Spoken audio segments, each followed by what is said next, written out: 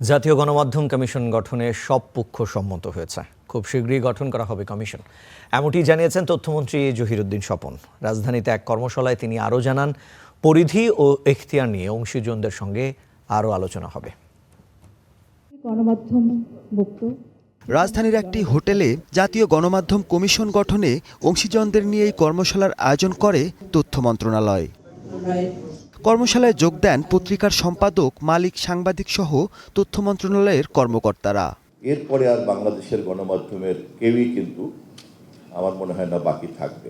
এ সময় কমিশন বাস্তবায়নে সকলের সহায়তা চান তথ্য প্রতিমন্ত্রী ও তথ্য উপদেষ্টা।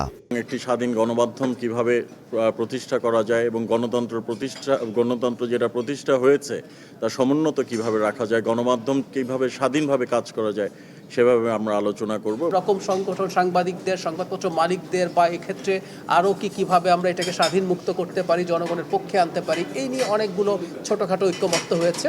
সেগুলো সংবাদ সম্মেলনে তথ্যমন্ত্রী জানান, কমিশন গঠনে ঐক্যমত্যে পৌঁছেছে সব পক্ষ। সব পক্ষকে আমরা এক জায়গায় জড়ো করতে পেরেছি। সম্ভবত বাংলাদেশের ইতিহাসে, গণমাধ্যমের ইতিহাসে এটা একটা ঐতিহাসিক অর্জন, যে আমরা একটি স্বাধীন গণমাধ্যমের পরিবেশ তৈরি করার জন্য ঐক্যবদ্ধভাবে আজ যাত্রা শুরু করেছি।